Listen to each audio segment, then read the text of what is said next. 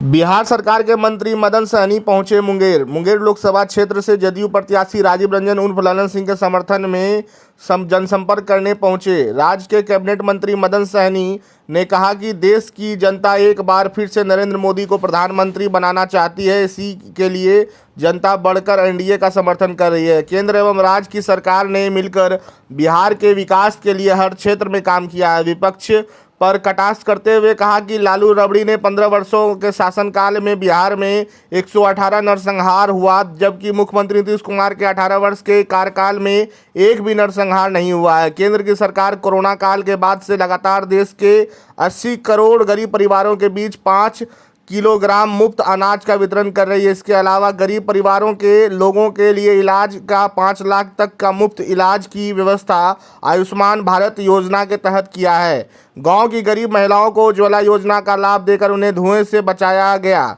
इसके अलावा देश के हर कोने में हर 22 वाट तक बिजली का एवं सड़क पहुंचाया गया। मुख्यमंत्री ग्राम परिवहन योजना के माध्यम से पिछड़े एवं अति पिछड़े जाति के युवाओं को रोजगार का अवसर दिया गया। उन्होंने कहा कि 8 लाख लोगों को नीतीश कुमार के शासनकाल में सरकारी नौकरी दी गई।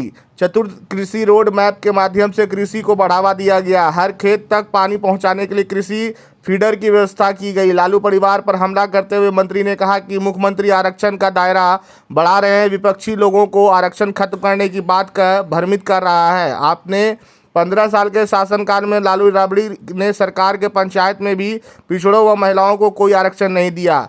विकासशील इंसान पार्टी के अध्यक्ष मुकेश सहनी पर हमला करते हुए उन्होंने कहा कि मुकेश सहनी ने किसी निषाद को टिकट नहीं दिया। गठबंधन के तहत मुकेश सहनी को 3 लोकसभा क्षेत्र और 11 विधानसभा क्षेत्र दिया गया।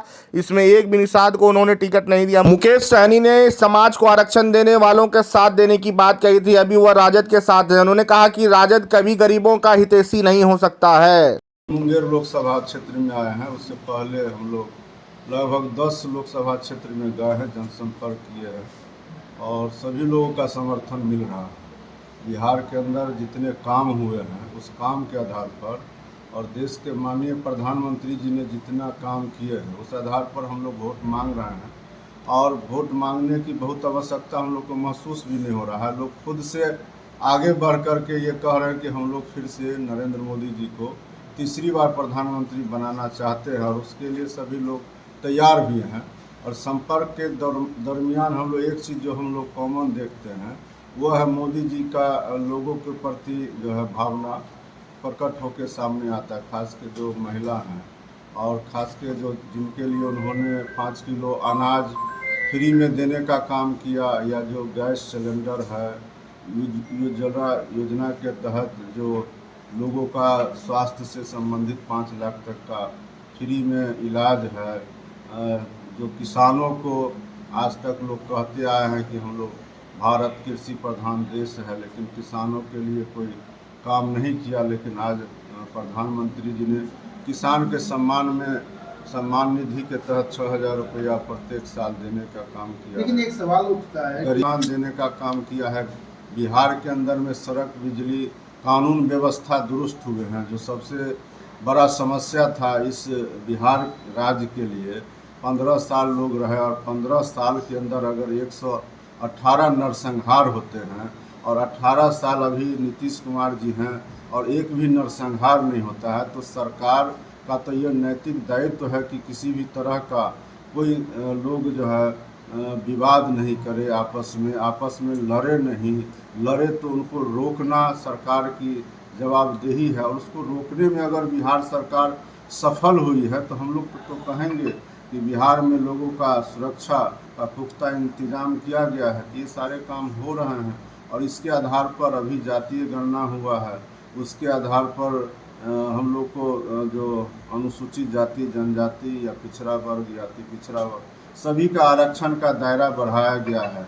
उसमें अगर 94 लाख परिवार ऐसे आए हैं जिनका 6,000 से कम आमदनी है प्रत्येक माह, तो उनको रोजगार से जोड़ने के लिए, आर्थिक स्थिति मजबूत करने के लिए 2-2 लाख रुपया देने का व्यवस्था किया गया है। मुख्यमंत्री उद्यमी योजना के तहत 38,000 युवाओं को, लोगों को 10-10 लाख रुपया दिया गया है। परिवहन योजना के तहत 1-1 लाख रुपया दिया गया है 43,000 लोगों को।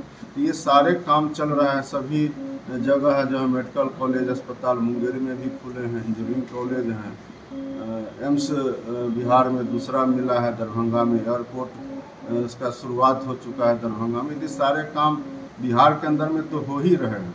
और सबसे ज़्यादा तो जो यहाँ की युवा को समस्या है रोजगार का और सरकारी नौकरी का, तो बिहार के अंदर में एक चीज़ तो प्रमाणित हुआ है कि 8 लाख नौकरी अभी तक दिए गए हैं।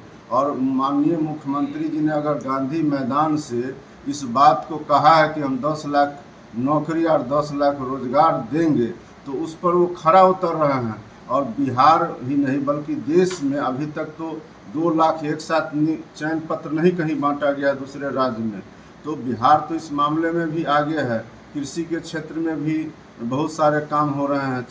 चतुर्थ कृषि रोड मैप के माध्यम से किसानों को लाभ पहुंचाया जा रहा है। घर घर बिजली के अलावा अब लोगों को खेत में पटवन के लिए, सिंचाई के लिए भी कृषि फीडर के माध्यम से सिंचाई के लिए बिजली उपलब्ध कराया जा रहा है। तो ये सारे काम बिहार के अंदर में हुए हैं। और एक चीज़ जो सबसे ज़्यादा हम लोग को भ्रम फैलाने वाला विपक्ष का लगता है, एक तरफ मुख्यमंत्री जी आरक्षण का दायरा बढ़ा रहे हैं और दूसरी तरफ जो है विपक्ष का नेता यह भ्रम फैला रहे हैं कि देश में अगर भाजपा की या नरेंद्र मोदी जी की सरकार आएगी तो वह आरक्षण समाप्त कर देगी। जबकि स्वयं प्रधानमंत्री जी बोल चुके हैं कि जो बाबा साहब अम्बेडकर ने जो संविधान की रचना की, वो स्वयं भी अगर ऊपर से आते हैं तो इसमें आरक्षण को समाप्त नहीं कर सकते। तो हम किस जो है सो खेत की मूली हैं। तो उसके बाद भी अगर इस पर कोई आदमी भ्रम फैला रहा है तो हम तो आपके माध्यम से अपील करेंगे कि लोगों को ऐसे नेता पर विश्वास नहीं करना चाहिए जो खुद 15 साल तक बिहार के अंदर में राज किए और एक पंचायत में भी आरक्षण देना अति पिछड़ों को, महिलाओं को, दलितों को मुनासिब नहीं समझा, वो नेता आरक्षण की बात कर रहे हैं। तो ये पूरी तरह से भ्रम है, लोगों को धोखा देने वाला है। हमारी जो सरकार है बिहार के अंदर में एनडीए की, या देश के अंदर में एनडीए के रहते हुए ही पंचायत में आरक्षण मिला था। तो ये सारे काम हो रहे हैं।